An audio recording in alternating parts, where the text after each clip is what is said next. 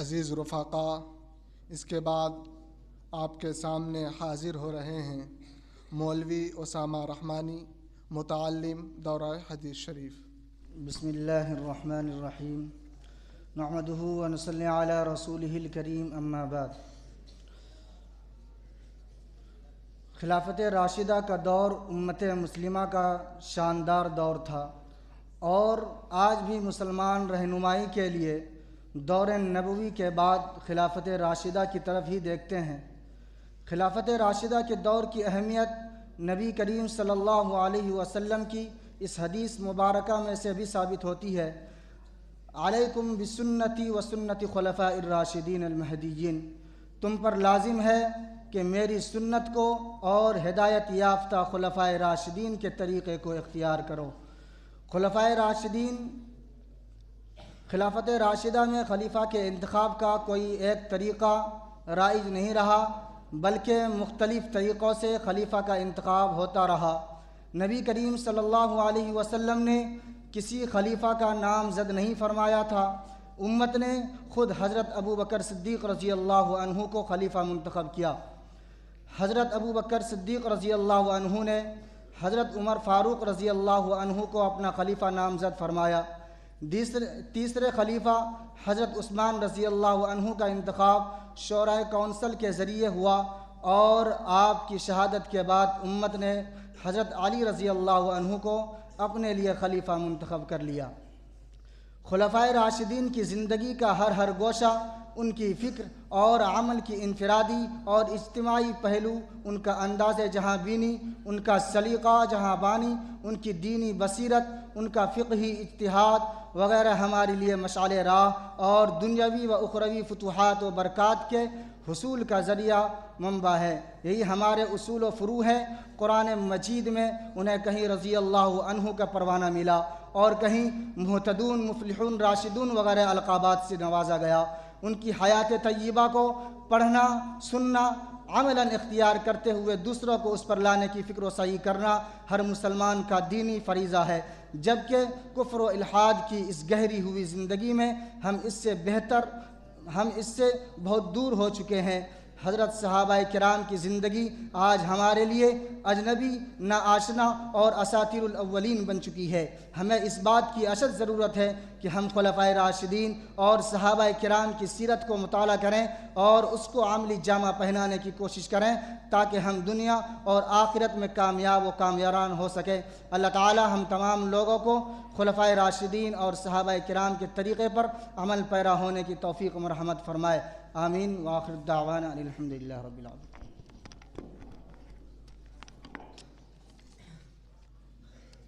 اب میں دعوت سخن دے رہا ہوں رفیق درس جناب مولوی محمد صدام حسین مدھوبنی کو، موصوف تشریف لائیں۔ بسم اللہ الرحمن الرحیم، حامدا و مصلیا اما بعد، فاعوذ باللہ من الشیطان الرجیم، بسم اللہ الرحمن الرحیم، والذین استجابوا لربهم وقاموا الصلاة وأمرهم شورى بينهم ومما رزقناهم ينفقون، وقال النبي صلى الله عليه وسلم عليكم بسنتي وسنة الخلفاء الراشدين والمهديين تمسكوا بها وعضوا عليها بالنواجذ۔ محترم سامعین کرام، اللہ رب العزت کا فضل ہے، کرم ہے کہ اللہ سبحانہ و تعالیٰ نے ہم سبوں کو ایمان سے اور اسلام سے نوازا ہے۔ ہم اور آپ اس کے اوپر اللہ رب العزت کی جتنی بھی شکر گزاری کرے بہت کم ہے۔ آج کا میرا موضوع جو مقالہ کا خلاصہ ہے وہ ہے خلفائے راشدین کے سیاسی طریقے۔ خلفائے راشدین کا جب تذکرہ آتا ہے تو یہ چار خلفاء کا ذہن کے اندر تصور کرنے لگتا ہے۔ حضرت ابو بکر صدیق رضی اللہ عنہ، حضرت عمر فاروق رضی اللہ عنہ، حضرت عثمان غنی رضی اللہ عنہ اور حضرت علی رضی اللہ عنہ۔ لیکن اس کے بعد دو ایسے اشخاص ہیں جن کے بارے میں سوالات ہوتے رہتے ہیں، حضرت حسن رضی اللہ عنہ اور حضرت امیر معاویہ رضی اللہ عنہ کے تعلق سے۔ تو ان دونوں کے تعلق سے یہ بات آتے ہیں کہ یہ بھی دونوں خلفاء گزرے ہیں، کیونکہ انہوں نے بھی جو ہے قرآن حدیث کی روشنی میں حکومت کیے ہیں۔ لیکن میرے محترم، जमहूर उलमा का इस बात पर इत्तिफ़ाक़ है कि हज़रत हसन रज़ी अल्लाह ताला अन्हु ये भी खुलफा में शामिल है, क्योंकि इन्होंने भी 6 महीने हुकूमत करके हज़रत मुआविया रज़ी अल्लाह ताला को हवाले कर दिए थे, लेकिन हज़रत मुआविया रज़ी अल्लाह ताला अन्हु का इस पर इत्तिफ़ाक़ नहीं है। मेरे मोहतरम, आज दुनिया के अंदर जो है तरह तरह की हुकूमत राइज हैं, लेकिन खुलफाए राशिदीन की जो हुकूमतें रही हैं ये बिल्कुल अलग थलग रही हैं। आज दुनिया के अंदर हुकूमतें देखते हैं कि कहीं जमहूरियत है, कहीं बादशाहत है, कहीं अमरीयत है, कहीं कबायली निज़ाम है, कहीं सदारती हैं, मुख्तलिफ़ शोबे हैं, मुख्तलिफ़ ममालिक के अंदर मुख्तलिफ़ तरीक़े राइज हैं, उस तरीके से चलते हैं। लेकिन खुलफाए राशिदीन का जो खिलाफत राशिदा रहा है ये बिल्कुल अलग थलग रहा है। जैसा कि मैंने आप हज़रात के सामने कुरान पाक की तिलावत की है, तो कुरान पाक की एक आयत की तिलावत की है, वल्लज़ीना इस्तजाबू लिरब्बिहिम वअक़ामुस्सलाह व अम्रुहुम शूरा बैनहुम मिम्मा रज़क़नाहुम युनफ़िक़ून, कि वो लोग जो अपने रब का जवाब देते हैं और नमाज कायम करते हैं और उनके आपसी मामलात बिल्कुल मशवरे से चलते हैं, और वो लोग जो हमने रिस्क दिया है उसको खर्च करते हैं। तो देखिए इस आयत में ये बताया गया है कि कोई आपसी मामलात करें या हुकूमती मामलात हों तो आपसी मशवरे से हों। बिल्कुल खुलफाए राशिदीन इसी तरीके से खिलाफत किए हैं, कुरान हदीस के मुताबिक ही किए हैं, क्योंकि आपसी जो मामलात होते हैं अल्लाह रब्बुल इज़्ज़त ने हुक्म दिया है कि जब तुम आपसी मामलात करो तो बिल्कुल आपसी मशवरा से करो। आप जब खुलफा का तज़किरा पढ़ेंगे, सहाबा किराम का तज़किरा पढ़ेंगे तो आपको पता चलेगा कि अलग अलग कबीले में इख्तियार दे दिया करते थे कि आपस में अब मशवरा करके तुम अपना हुकूमत चलाया करो। लेकिन आज की जो हुकूमत है बिल्कुल अलग थलग है, आपसी सदारती तौर पर या जमहूरियत के तौर पर चलते हैं, जिसके अंदर बहुत सारे शर व फसाद हुआ करते हैं और एक दूसरे की जो मिजाज है वो नहीं परख पाते हैं। मेरे मोहतरम, आप तमाम तफसील को समझ लें, आमरियत हो या बादशाहत हो। मिसाल के तौर बादशाह के अंदर क्या होता है कि उसके अंदर पूरी अपनी मिल्कियत समझा जाता है, आपको ग़ुलाम समझेंगे, आपको ग़ुलाम की तरह खड़वाएंगे, अगर आप उनके ख़िलाफ़ बोलेंगे तो फट से आपको क़ैद कर लेंगे, और बहुत सारे ऐसे तौर तरीक़े हैं जो आपको जो है उस तरीके ले जाएंगे। लेकिन मेरे मोहतरम, खुलफाए राशिदीन के अंदर ऐसा नहीं रहा है, बल्कि खुलफाए राशिदीन के अंदर बिल्कुल ऐसा रहा है कि उसके अंदर हर एक को हक़ हुआ करता था बोलने का, चाहे गरीब हो, अमीर हो, मुँह वाले हो या छोटे हो या जिस नहज के हो या जिस तरीके पर सबको हक़ होता था, और बिल्कुल टनाटन जा कर के खुलफा के सामने बोला करते थे। और ये बिल्कुल किसी को हकीर और जलील करने के लिए नहीं, बल्कि अपने जज्बा को मुसलमान खैर खैल के जा बोला करते थे। ये तरीका रहे हैं खुलफाए राशिदीन के सामने उनकी हुकूमत के अंदर। मेरे मोहतरम, खुलफाए राशिदीन के बारे में आता है कि उनसे बहुत सारी खुसूसियात हैं, उनमें से सबसे एक खुसूसियत ये भी है कि खुलफाए राशिदीन सब के सब जलील क़द्र सहाबी गुज़रे हैं, सब के सब जलील क़द्र सहाबी गुज़रे हैं, क्योंकि हुज़ूर पाक सल्लल्लाहु अलैहि वसल्लम की ज़बान मुबारक से सुन चुके थे कि जन्नती है। इसके अलावा और भी जो कोई ऐसा खुलफा नहीं गुज़रे हैं जिनके बारे में इस तरह की हुज़ूर पाक की ज़बान मुबारक से बात आई हो। और खुलफाए राशिदीन की ये भी खुसूसियत है कि वो जितनी भी उनकी रियाया थे, उनके मातहत में रहते थे, सबको अपनी औलाद समझते थे, सब रहमत और शफ़क़त का मामला किया करते थे, और उनको जो है ग़ुलाम की तरह नहीं खटाया करते थे। जिस तरह आज हुकूमत के अंदर हो रही है कि वो अपने शहाना शान से नहीं गुजारते हैं, गद्दों पर बैठते, उनका खाना, उनका पीना, उनका रहना, उनका सहना बिल्कुल शहाना हुआ करते थे। लेकिन मेरे मोहतरम, खुलफाए राशिदीन का ऐसा तरीका नहीं रहा है, बल्कि वो अपनी औलाद की तरफ है, अपने रियाया के ऊपर शफ़क़त क्या करते थे, और उनका ये मकसद हुआ करता था कि कैसे जन्नती बन जाए, कैसे अल्लाह रब्बुल इज़्ज़त के मानने वाले हो जाएं। मेरे मोहतरम, खुलफाए राशिदीन की ये भी खुसूसियत होती है कि खुलफाए राशिदीन के सामने हर एक मुकदमा दायर कर देते थे, और खुलफाए राशिदीन के जो कानून राइज थे वो हर एक को मालूम हुआ करता था। जिस तरीके आज जो है हर एक को कानून मालूम नहीं है, कोई इंटरनेशनल कवानीन हो या सूबाई हो या थाना के मुतालिक जो कवानीन हमको मालूम नहीं है, लेकिन खुलफाए राशिदीन में नहीं हुआ करता था, क्योंकि हर लोग को हर छोटे बड़े सबको कानून मालूम हुआ करता था, उनके तहत जाकर मुकदमा दायर कर लिया करते थे। میرے محترم بزرگوں دوستوں، وقت بہت کم ہے، اس لیے میں چند ہی بات ختم کر دیتا ہوں کہ خلفائے راشدین تذکرہ کیوں کیا جاتا ہے۔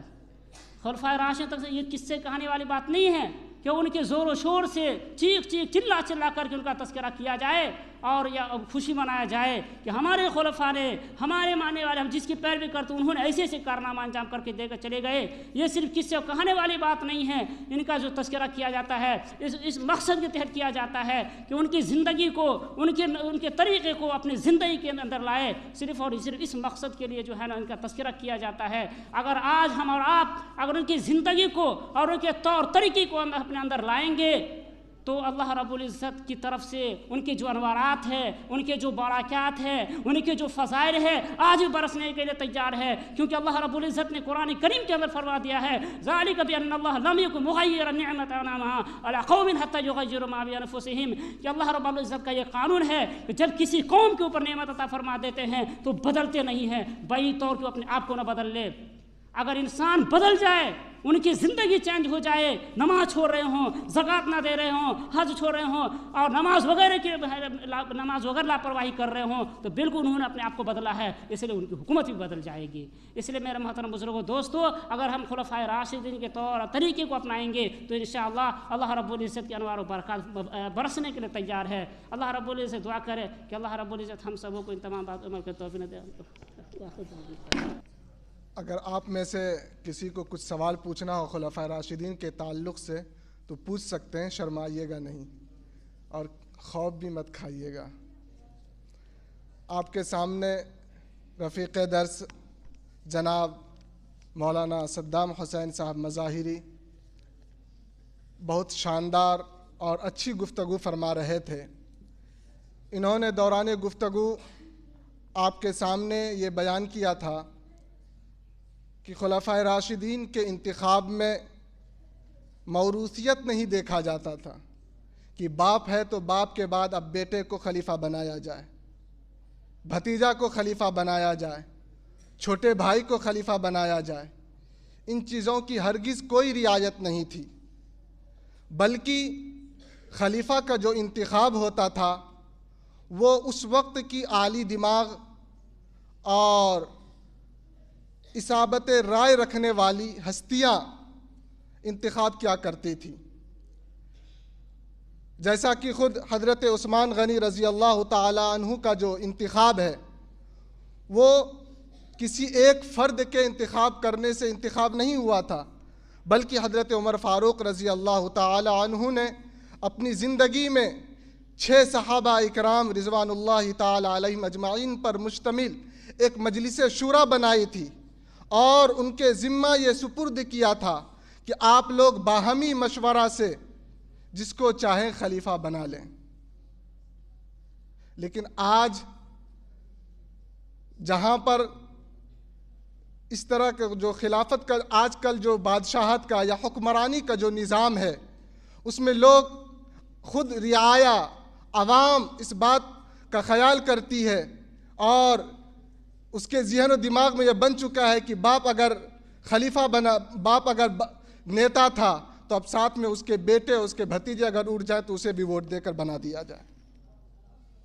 یہ ہرگز مناسب طریقہ نہیں ہے، بلکہ کسی بھی معاشرہ اور سماج کے لوگوں کے لیے سب سے زیادہ ضروری چیز یہ ہے کہ جب وہ اپنے لیے کسی کو حکمراں منتخب کریں تو دیکھیں کہ ہم جسے ووٹ ڈالنے جا رہے ہیں کیا وہ اس کی اہلیت، کیا اس کے اندر حکمرانی کی اہلیت ہے یا بھی نہیں، وہ عادل ہے بھی یا نہیں، ظلم کو روکنے کی طاقت اس کے اندر ہے یا نہیں، وہ ظلم کے خلاف بول سکتا ہے یا نہیں، وہ خود پابند شرع ہے یا نہیں۔ ہمیں ان چیزوں کی رعایت کرتے ہوئے ووٹ دینا چاہیے اور اچھے لوگوں کا انتخاب کرنا چاہیے۔ خلفائے راشدین کے جو طریقہ انتخاب ہے، اگر آپ اس کو پڑھیں گے، اس کو دیکھیں گے تو آپ کو یہ بات بخوبی معلوم ہوگی۔ اور لیکن یہ بات بھی یاد رکھیے کہ اگر خلفاء کا زمانہ چل رہا ہو، اگر کوئی خلیفہ اپنی ثوابدید پر کسی دوسرے کو اپنی زندگی میں خلیفہ منتخب کر دے تو یہ بھی کوئی ناجائز اور غلط کام نہیں ہے۔ خود حضرت ابوبکر صدیق رضی اللہ تعالی عنہ نے اپنی حیات کے آخری ایام میں حضرت عمر فاروق رضی اللہ تعالی عنہ کو خلیفہ مقرر فرما دیا تھا۔ تو ہمارے محترم جناب مولانا صدام صاحب کی گفتگو سے یہ تمام باتیں معلوم چل رہی تھی۔ اللہ تبارک و تعالی ہم سب کو سمجھنے کی توفیق عطا فرمائے۔ آپ میں سے کسی کے ذہن میں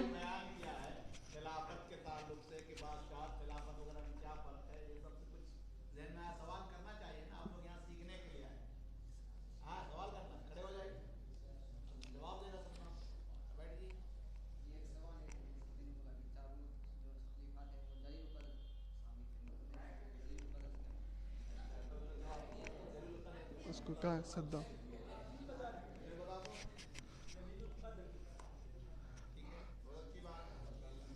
ان کا مقام و مرتبہ دیگر صحابہ کرام کے مقابلے میں زیادہ بلند ہے، زیادہ عظیم مرتبہ پر فائز تھے، اور وہ رسول اللہ صلی اللہ علیہ وسلم کے زیادہ قریب تھے۔ یہ چاروں خلفاء حضرت ابوبکر صدیق، حضرت عمر فاروق، حضرت عثمان غنی اور حضرت علی رضوان اللہ تعالی علیہم اجمعین۔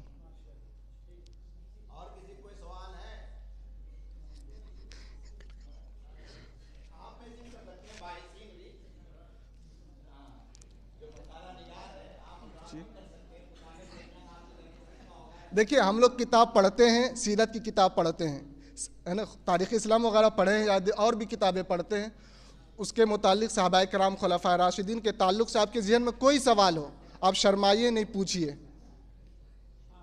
حضرت معاویہ رضی اللہ تعالی عنہ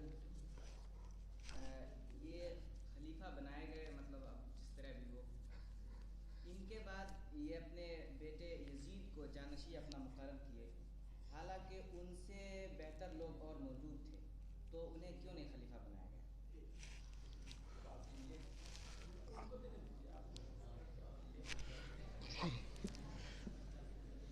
دیکھیے سب سے پہلی بات اس سلسلے میں یہ سمجھیے کہ حضرت امیر معاویہ رضی اللہ تعالی عنہ نے جو یزید کا انتخاب کیا تھا وہ صرف اپنے دماغ سے، اپنی فکر سے، یا صرف یہ دیکھتے ہوئے ہرگز نہیں کیا تھا کہ میرا بیٹا ہے۔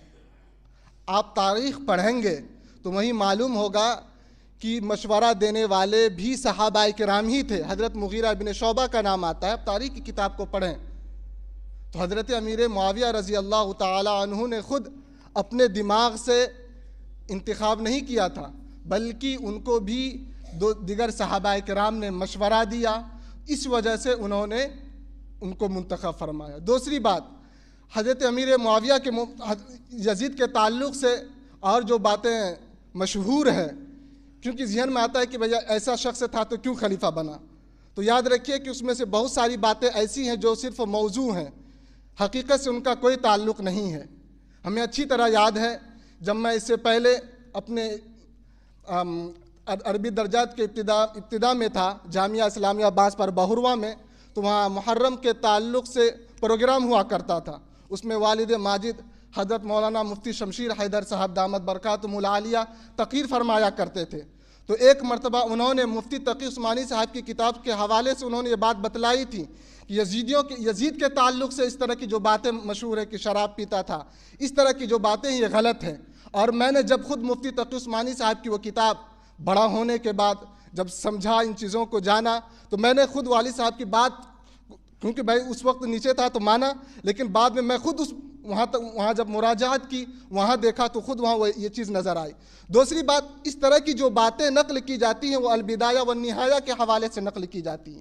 البدایہ والنہایہ میں یہ قول موجود ہے، آپ پڑھیں، لیکن ظاہر سی بات آپ وہاں دیکھیں گے تو وہاں صیغہ تمریز قیلہ کے ذریعہ نقل کیا گیا ہے۔ یہ ضعیف قول ہے، حقیقت سے اس کا کوئی تعلق نہیں ہے۔ تو اس وجہ سے جب یہ معلوم ہو گیا کہ یزید کے تعلق سے یہ جو فسق و فجور کی روایتیں مشہور ہیں یہ غلط ہیں، تو اب اس کا اور پھر دوسری بات یہ بھی ہے کہ اگر بعض ان کے اندر جو کمی بھی اگر آئی، نقص اگر آیا بھی، تو یہ بعد میں آیا ہے۔ حضرت امیر معاویہ رضی اللہ تعالی عنہ کے زمانہ میں وہ ایسا نہیں تھے، اور نہ حضرت امیر معاویہ رضی اللہ تعالی عنہ کو ان چیزوں کا علم تھا۔ تو دوسرے صحابہ کرام نے ان کو مشورہ دیا اور بار بار مشورہ دیا تو انہوں نے ان کا انتخاب فرمایا۔ امید کرتا ہوں کہ آپ کو تسلی ہو گئی ہوگی۔ اور کوئی کچھ پوچھنا چاہیں تو پوچھ سکتے ہیں۔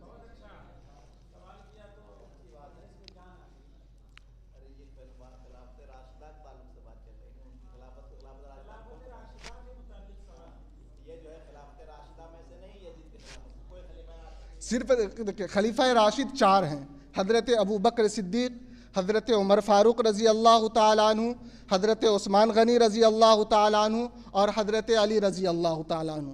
زیادہ تر علماء کرام نے، شاہ ولی اللہ محدث دہلوی صاحب نے بھی تفہیمات الہیہ میں انہی چاروں کو خلفائے اربعہ کہا ہے۔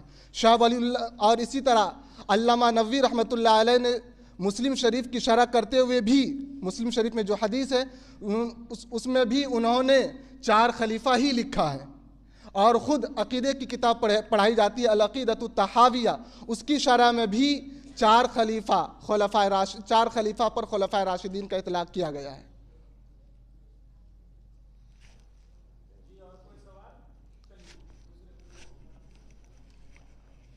حضرات، اب تک آپ مقالہ کے خلاصہ سن رہے تھے، تو آئیے چاہتا ہوں کہ اس فضا کو بدلا جائے اور آپ کے سامنے نعت کریم، نعت پاک پیش کی جائے۔ تو میں نعت پاک کے لیے دعوت دوں گا جناب مولوی ضیاء الدین رحمانی متعلم دورہ حدیث کو۔ سوز دل چاہیے، چشم نم چاہیے اور شوق طلب معتبر چاہیے۔ سوز دل چاہیے، چشم نم چاہیے اور شوق طلب معتبر چاہیے۔ ہوں مدینے کی گلیاں میسر اگر آنکھ کافی نہیں نظر چاہیے۔ مدحت سرور دو جہاں کے لیے صرف لفظ و بیاں کا سہارا نہ لو۔ مدحت سرور دو جہاں کے لیے صرف لفظ و بیاں کا سہارا نہ لو۔ فن شعری ہے اقبال اپنی جگہ، نعت کہنے کو خون جگر چاہیے۔ رسول مجتبی کہیے،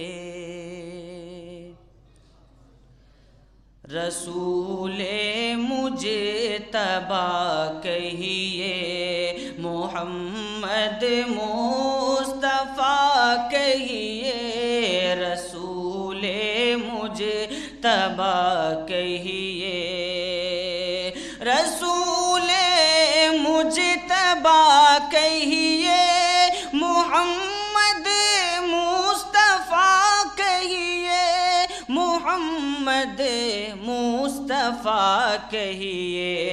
خدا کے بعد بس وہ ہیں، خدا کے بعد بس وہ ہیں، پھر اس کے بعد کیا کہیے، رسول مجتبی کہیے۔ اور شریعت کا تقاضا ہے کہ شریعت کا ہے یہ اسرار، ختم الانبیاء کہیے، شریعت کا ہے یہ اسرار، شریعت کا ہے یہ اسرار، ختم الانبیاء کہیے۔ محبت کا تقاضا ہے، محبت کا تقاضا ہے کہ محبوب خدا کہیے، محبت کا تقاضا ہے کہ محبوب خدا کہیے، رسول مجتبی کہیے۔ اور میرے سرکار کے نقش قدم شمع ہدایت ہے، میرے سرکار کے نقش، میرے سرکار کے نقش قدم شمع ہدایت ہے کہ وہ منزل ہے، کہ وہ منزل ہے جس کو، ہاں کہ وہ منزل ہے جس کو مغفرت کا راستہ کہیے، کہ وہ منزل ہے جس کو مغفرت کا راستہ کہیے، رسول مجتبی کہیے، اور محمد کی نبوت دا صلی اللہ علیہ وسلم، کہ محمد کی نبوت دائرہ ہے نور وحدت کا، محمد کی نبوت محمد کی نبوت دائرہ ہے نور وحدت کا، اسی کو ابتدا کہیے، اسی کو ابتدا کہیے، اسی کو انتہا کہیے، اسی کو ابتدا کہیے۔ اور یہ شعر بطور خاص ملاحظہ فرمائیں کہ غبار راہ طیبہ سر میں چشم بصیرت ہے، غبار راہ طیبہ سر میں چشم بصیرت ہے، غبار راہ طیبہ، غبار راہ طیبہ سر میں چشم بصیرت ہے، یہی وہ خاک ہے جس خاک، یہی وہ خاک ہے جس خاک کو خاک شفا کہیے، یہی وہ خاک ہے جس خاک کو خاک شفا کہیے، رسول مجتبی کہیے۔ آخری شعر ملاحظہ فرمائیں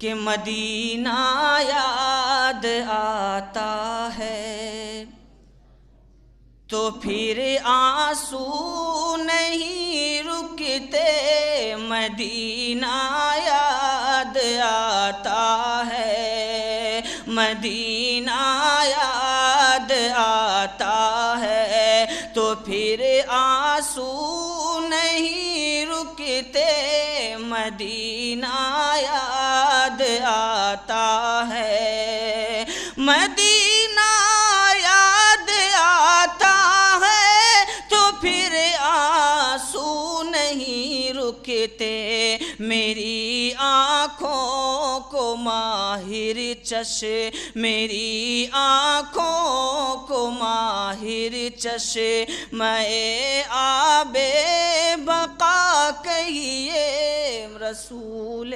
مجتبی کہیے، رسول مجتبی کہیے، محمد مصطفیٰ کہیے، خدا کے بعد بس وہ ہیں پھر اس کے بعد کیا کہیے۔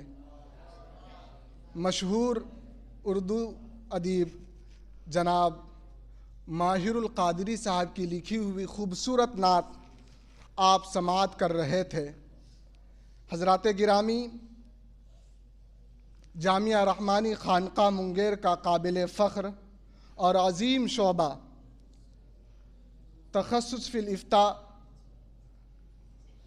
کا تعارف پیش کرنے کے لیے حاضر ہو رہے ہیں جامعہ رحمانی کا ہونہار طالب علم، رفیق درس جناب مولانا محمد جمشید جوہر صاحب رحمانی۔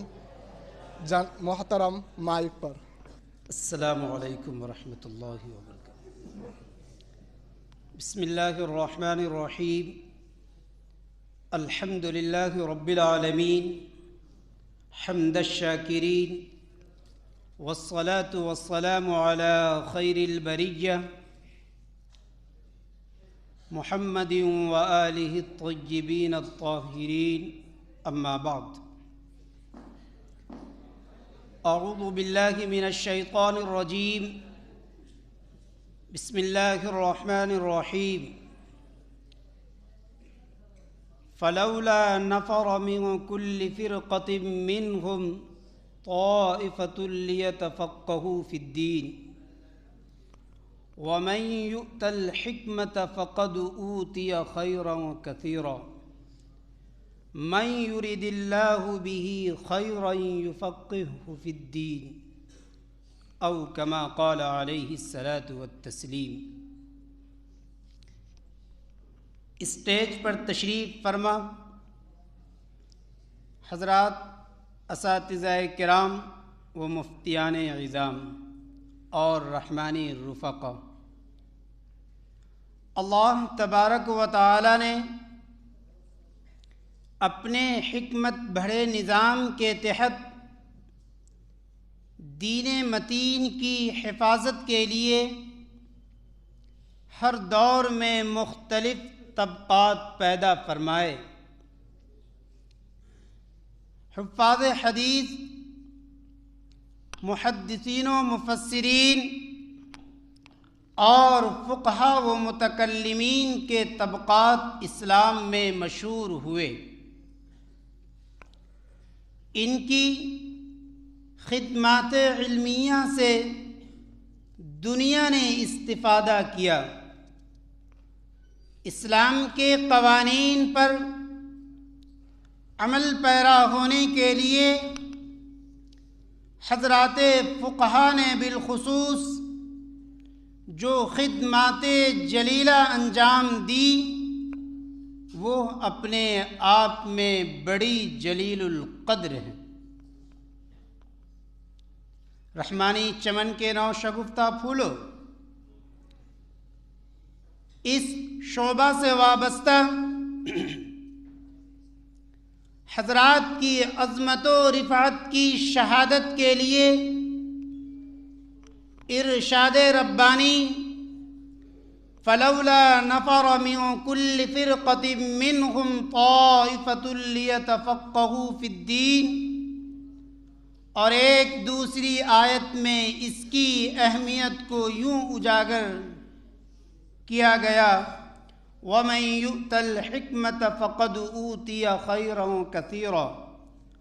اور حدیث شریف میں ارشاد فرمایا گیا مَن يُرِدِ اللَّهُ بِهِ خَيْرًا يُفَقِّهْهُ فِي الدِّينِ، اور فقیہ واحد اشد علی الشیطان من الف عابد. یہی وجہ ہے کہ قرآن و سنت کے حاملین، شریعت مطہرہ کے مزاج سے واقف اور دین متین کے اسرار و رموز کے ماہرین علماء کرام و ائمہ عظام نے ابتدائے اسلام سے ہی فقہی ابواب کے گیسوئے برہم کو سنوارنے میں کارہائے نمایاں انجام دیے. ان میں پاکیزہ نفوس اور باتوفیق ہستیوں کے سرخیل ہیں حضرات ائمہ اربع رحمہ اللہ. اللہ تعالی ان کی قبروں کو نور سے منور فرمائے، آمین. سرزمین ہند جہاں اسلام کا ورود مسعود خیر القرون میں ہی ہو چکا تھا، فقہی میدان میں یہاں سے ہر دور میں عظیم الشان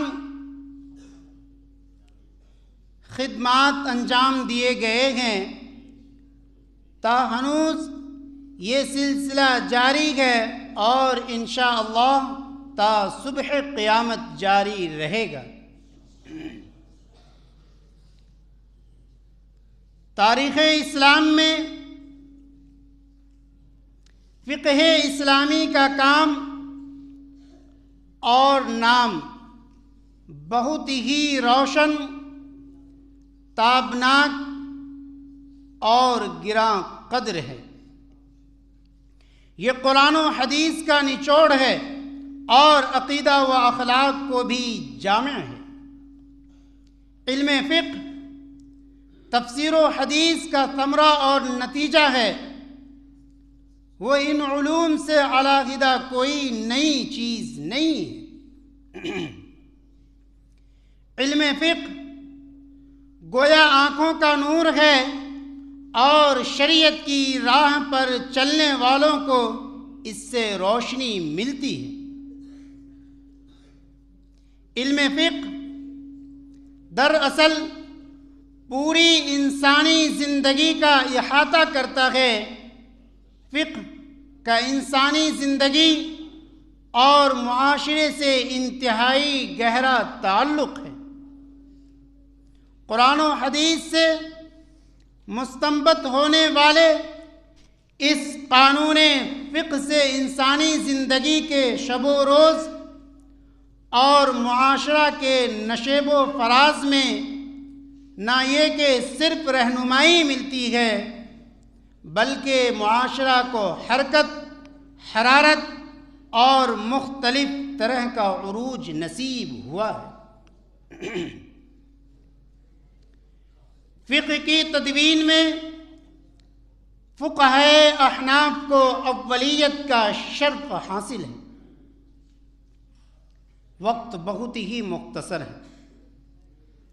ملک ہندوستان کی معروف، ممتاز اور بافیض دینی درسگاہ جامعہ رحمانی خانقاہ منگیر میں شعبہ تخصص فی الافتاء کا قیام سن 2022 میں ہوا۔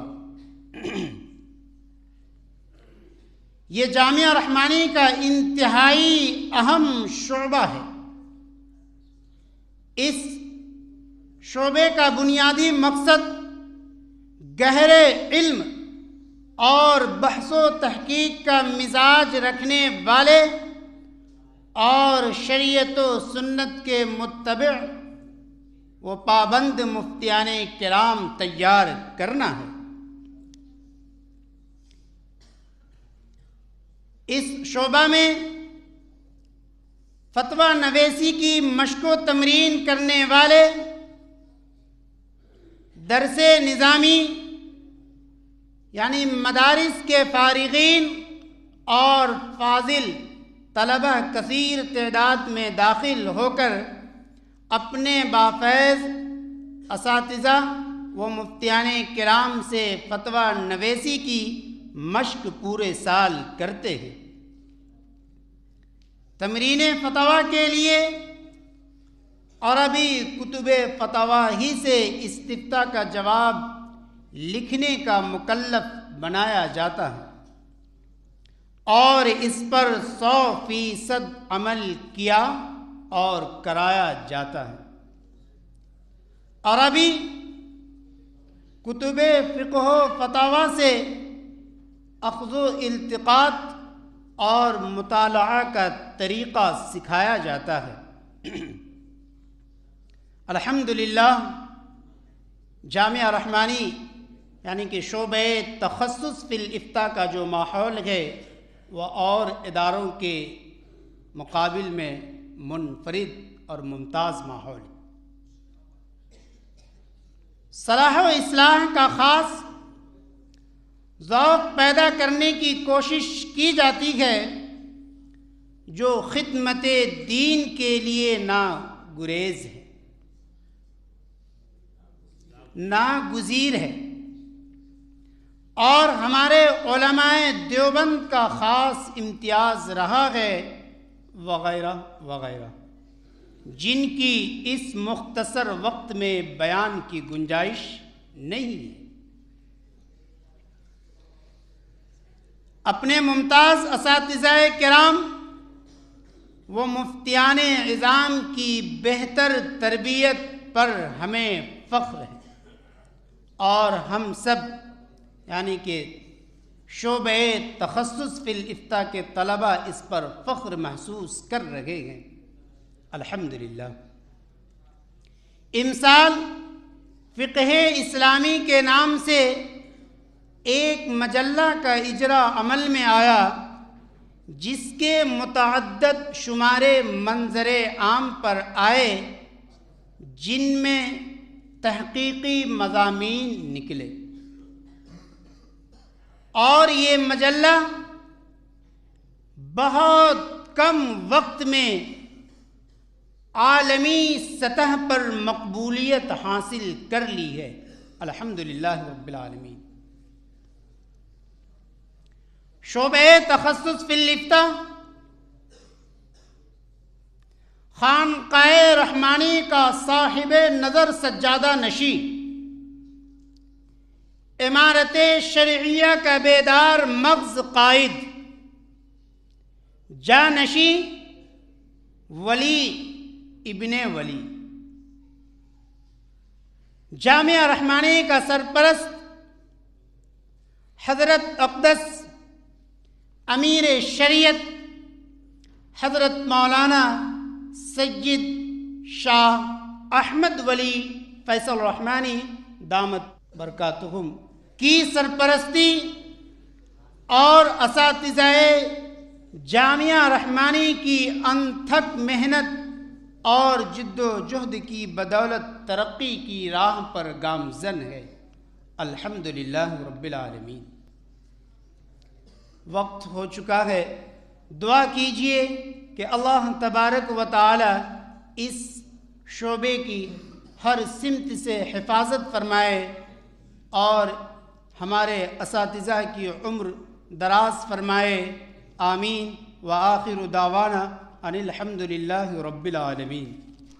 ہم تمام طلباء افتاء اپنے رفیق درس کا شکر گزار ہیں کہ انہوں نے ہماری طرف سے ہمارے شعبہ تخصص فی الافتاء کا بہترین تعارف پیش کیا ہے۔ جزاک اللہ خیرا واحسن الجزاء۔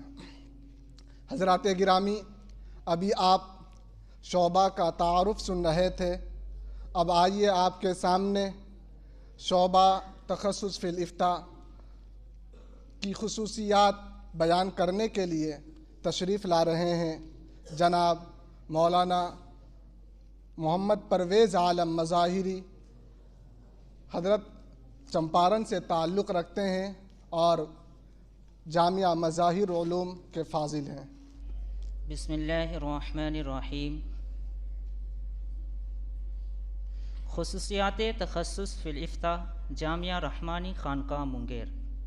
شعبہ تخصص فی الافتاء اسی طرز پر کام کرتا ہے جو اسلاف و اکابر کا طریقہ رہا ہے، البتہ کچھ چیزوں میں شعبہ تخصص فی الافتاء جامعہ رحمانی خانقاہ مونگیر کو خصوصی امتیاز حاصل ہے،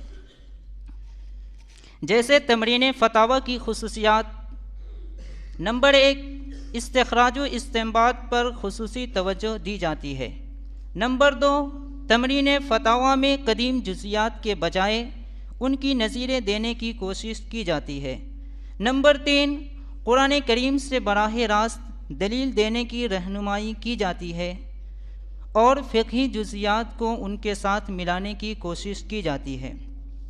نمبر 4، سوالات کی تنقیح کا طریقہ بتایا جاتا ہے۔ نمبر 5، 3 سوالات میں سے ایک کو عربی میں لکھنے کی ترغیب دلائی جاتی ہے۔ نمبر 6، کم از کم 3 عربی کتابوں سے حوالے دیے جاتے ہیں۔ تدریس کی خصوصیات۔ نمبر 1، مجال معرفی کی جملہ قسموں کی رعایت کی جاتی ہے۔ نمبر 2، مشارکت 50% رکھنے کی کوشش کی جاتی ہے۔ نمبر 3، جدید مسائل کی فقہی جزیات پر تطبیق کرائی جاتی ہے۔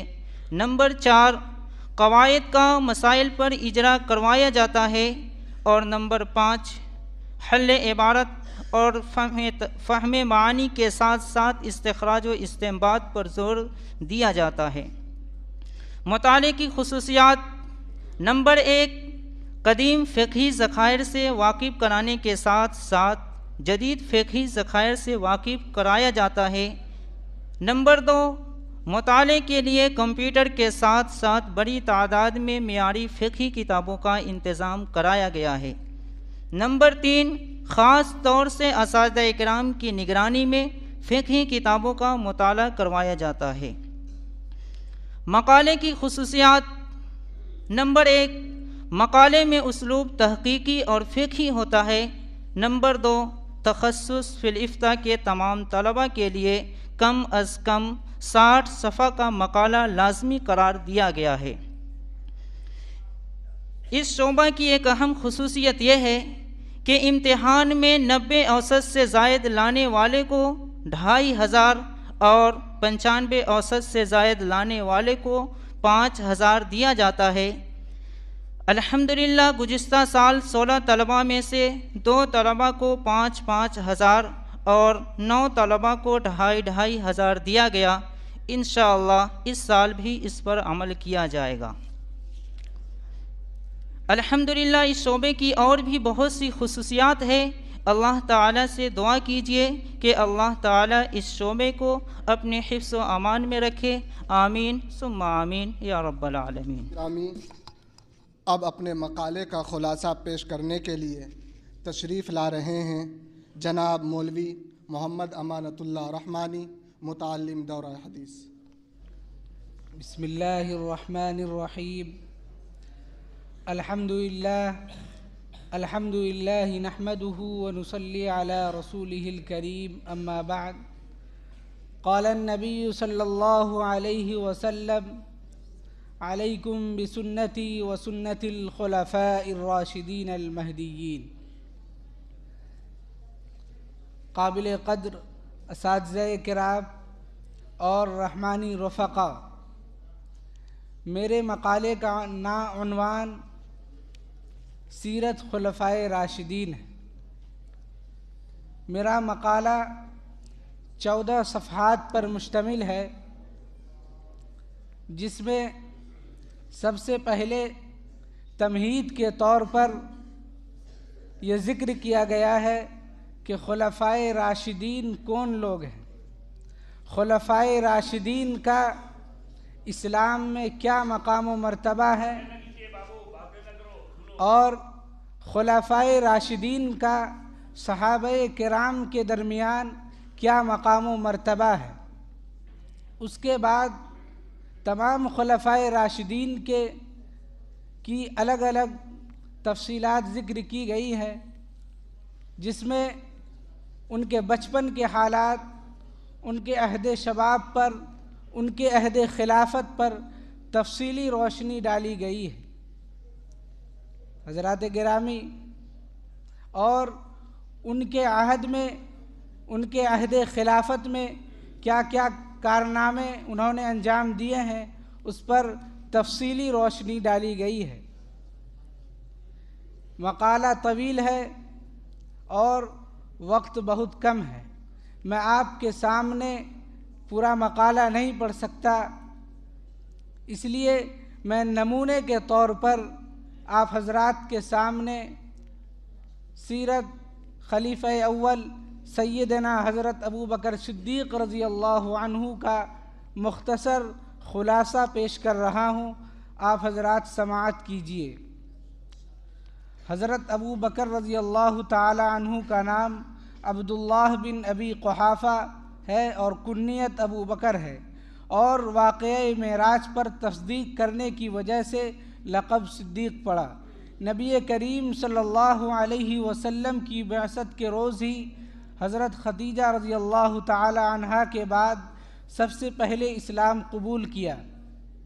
آپ رضی اللہ تعالی عنہ کی تبلیغ سے بے شمار صحابہ کرام اسلام لائے، جن میں بعض اہم نام یہ ہیں: حضرت عثمان غنی رضی اللہ تعالی عنہ، حضرت زبیر بن عوام رضی اللہ تعالی عنہ، حضرت عبد الرحمن بن عوف رضی اللہ تعالی عنہم اجمعین وغیرہ۔ اسلام لانے کے بعد آپ رضی اللہ تعالی عنہ نے اسلام لانے کے بعد سے موت تک پوری زندگی اعلاء کلمت اللہ اور احیاء اسلام میں لگا دی۔ اللہ تعالیٰ کے عطا کردہ مال کو اللہ کے راستے میں آپ بڑی سخاوت اور فراوانی سے خرچ کرتے تھے۔ مثلاً بے شمار غلاموں کو خرید کر آزاد کیا، جن میں رسول اکرم صلی اللہ علیہ وسلم کے مؤذن حضرت بلال رضی اللہ تعالی عنہ بھی ہیں۔ آپ کی صاحبزادی حضرت عائشہ رضی اللہ تعالی عنہ سے نبی کریم صلی اللہ علیہ وسلم نے نکاح فرمایا۔ آپ رضی اللہ عنہ نے مدینہ منورہ کی طرف ہجرت نبی کریم صلی اللہ علیہ وسلم کے ہمراہ کی۔ قرآن کریم کی آیت ثانی اثنین اذ ہما فی الغار میں حضرت ابو بکر صدیق رضی اللہ تعالی عنہ کا ذکر ہے۔ نبی کریم صلی اللہ علیہ وسلم کے حکم سے نبی کریم صلی اللہ علیہ وسلم کی وفات سے قبل چند نمازیں حضرت ابو بکر رضی اللہ عنہ نے امامت کر کے صحابہ کرام کو پڑھائی۔ انتقال کے بعد حضور اکرم صلی اللہ علیہ وسلم نے حضرت ابو بکر صدیق رضی اللہ عنہ کے ساتھ مل کر نماز فجر کی امامت کی۔ حضور اکرم صلی اللہ علیہ وسلم کی وفات کے بعد صحابہ کرام کے مشورے سے آپ کو خلیفہ متعین کیا گیا۔ آپ کی خلافت کے چند اہم کام یہ ہیں۔ نمبر 1، حضرت اسامہ بن زید رضی اللہ تعالی عنہ کے لشکر کو ملک شام روانہ کیا، جو افواج قیصر کو پسپا کر کے فتح یاب ہوا اور صحیح سالم واپس آیا۔ نمبر 2، مرتدین، مانعین زکوٰۃ اور داعیان نبوت سے قتال کر کے نبی کریم صلی اللہ علیہ وسلم کی وفات کے بعد پیدا ہوئے تمام فتنوں کا خاتمہ کیا۔ نمبر 3، مذکورہ فتنوں کا قلع کما کرنے میں بے شمار صحابہ کرام رضوان اللہ تعالی علیہم اجمعین جو حفاظ تھے وہ شہید ہوئے، تو آپ رضی اللہ تعالی عنہ اجمعین نے قرآن کریم کو ایک جگہ جمع فرمایا۔ حضرت ابو بکر صدیق رضی اللہ عنہ کا 13 ہجری میں انتقال ہوا۔ حضرت عائشہ رضی اللہ تعالی عنہا کے حجرہ مبارکہ میں نبی کریم صلی اللہ علیہ وسلم کے پہلو میں دفن ہوئے۔ آپ کی عمر تقریباً 63 سال اور خلافت 11 ہجری سے 13 ہجری تک 2 سال 3 ماہ 10 دن رہی۔ اللہ تعالیٰ سے دعا ہے کہ اللہ تعالیٰ ہم لوگوں کو خلفائے راشدین کی سنت پر عمل کرنے کی توفیق عطا فرمائے، آمین۔ وما توفیقی الا باللہ۔ جزاک اللہ خیرا وحسن الجزا۔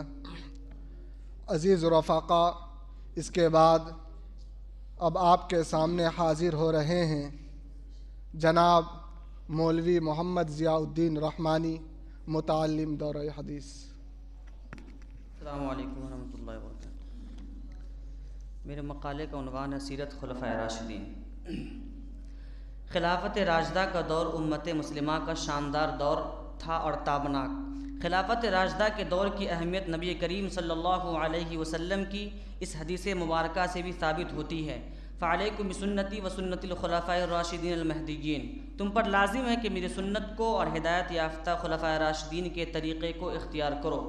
رسول پاک صلی اللہ علیہ وسلم کے وصال کے بعد حضرت ابوبکر صدیق، عمر، عثمان اور علی رضی اللہ عنہم، ان تمام حضرات کے عہد خلافت کو خلافت راشدہ کہتے ہیں۔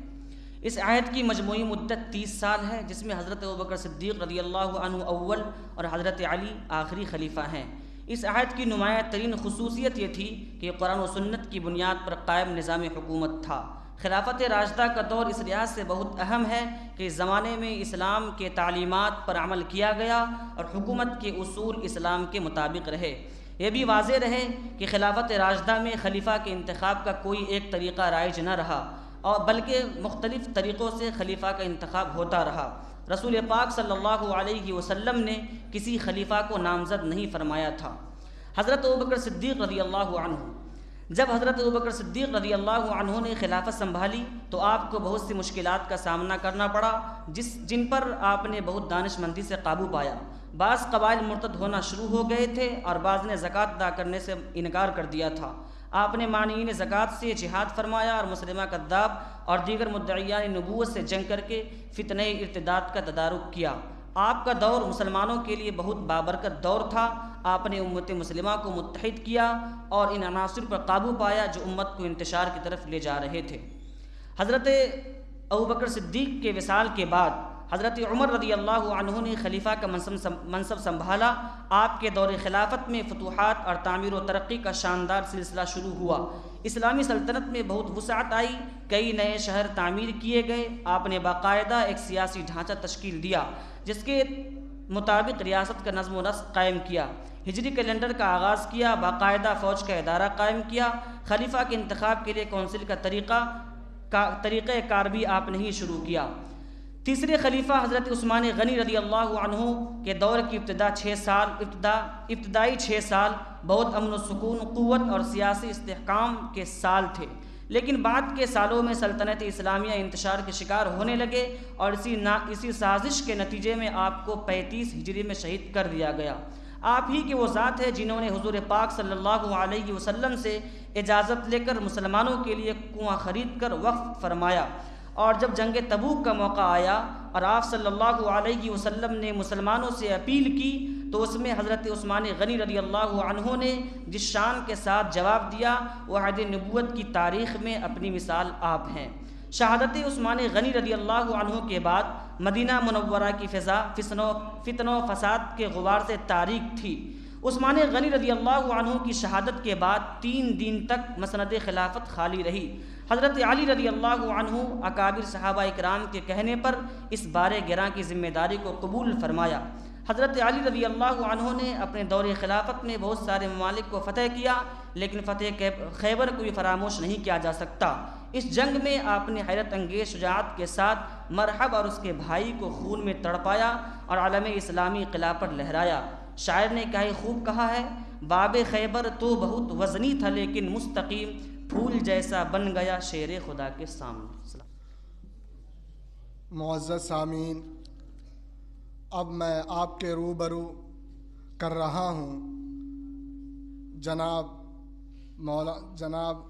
مولوی محمد محافظ رحمانی، متعلم دورہ حدیث کو۔ اللہ الرحمن الرحیم، وبہ نستعین، اما بعد۔ اللہ تبارک و تعالیٰ کا فضل و احسان ہے کہ اللہ رب العزت نے مجھ جیسے گنہگار کو حضرات خلفائے راشدین جیسی مقدس شخصیت پر لب کشائی کی توفیق دی۔ دعا فرمائے اللہ تبارک و تعالیٰ اس پڑھنے کو اپنی بارگاہ میں قبول فرمائے۔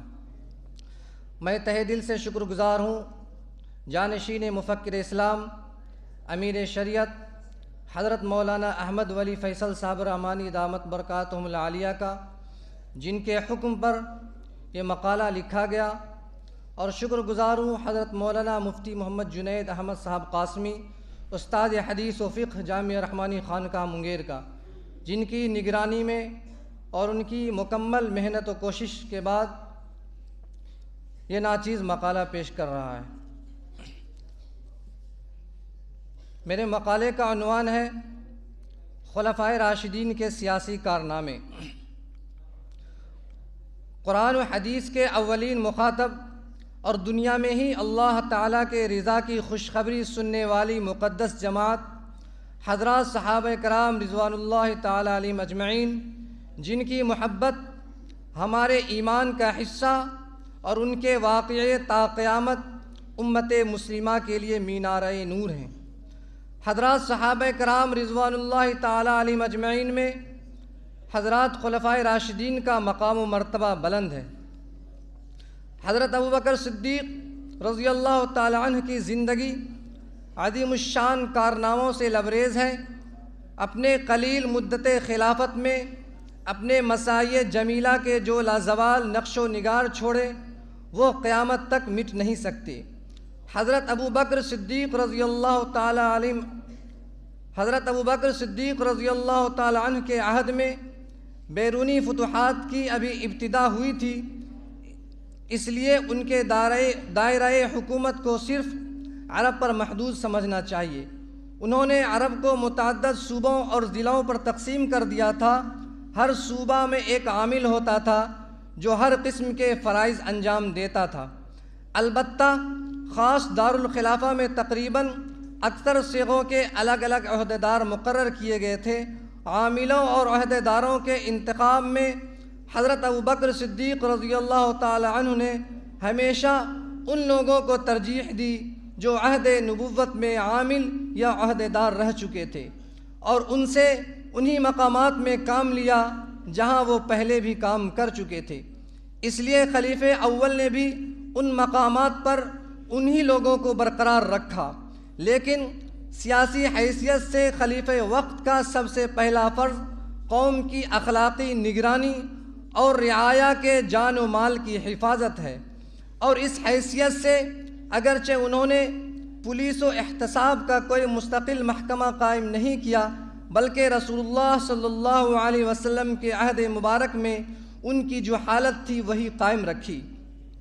البتہ اس قدر اضافہ کیا کہ حضرت عبداللہ بن مسعود رضی اللہ تعالی عنہ کو پہرہ داری کی خدمت پر مامور فرمایا اور بعض جرائم کی سزائیں متعین کر دیں۔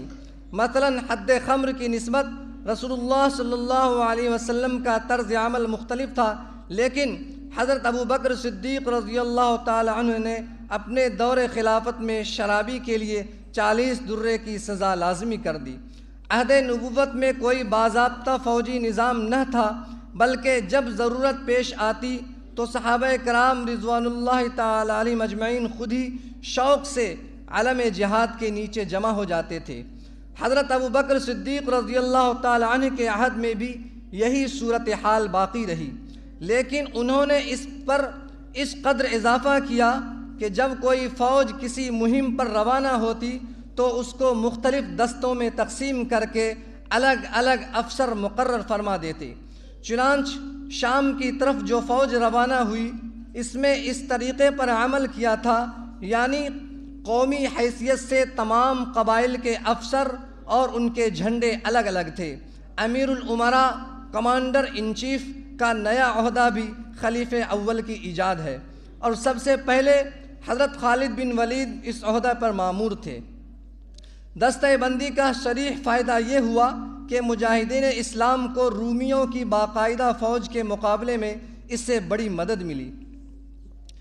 حضرت عمر فاروق رضی اللہ تعالی عنہ نے اپنے دور خلافت میں اتنے بڑے کارہائے نمایاں انجام دیے ہیں کہ انسان اپنی تمام تر شعوری کوششوں کے باوجود جو فیصلہ نہیں کر سکتا کہ آپ کے کس کارنامے کو سب سے بڑا دراصل کارنامہ سمجھے۔ سیدنا عمر بن خطاب رضی اللہ تعالی عنہ کا کارنامہ یہ بھی رہا کہ آپ نے دینی شورائیوں بنیادوں پر ایسا آئین حکومت وضع کیا اور عادلانہ نظام قائم کیا جو مسلمانوں کی جملہ سعادتوں اور ترقیوں کے ساتھ ساتھ انسانوں کے بنیادی حقوق بلا تفریق مذہب اور رنگ و نسل کا ضامن تھا۔ لیکن آپ کا ہر کارنامہ تاریخی ہے، جس کے بغیر مضبوط نظام حکومت اور صالح معاشرہ کی تشکیل کا تصور بے سود آپ کے قائم کردہ نظام سے بلا تفریق نسل و مذہب ہمیشہ استفادہ کرتی رہے گی۔ آپ رضی اللہ تعالی عنہ کے دور خلافت میں مسلمانوں کو بے مثال فتوحات اور کامیابیاں نصیب ہوئیں۔ آپ رضی اللہ عنہ نے قیصر و کسریٰ کو پیوند خاک کر کے اسلام کی عظمت کا پرچم لہرانے کے علاوہ شام، مصر، عراق، جزیرہ اور خوزستان، عجب، آرمینیا، آذربائیجان، خراسان اور مکران فتح کیے۔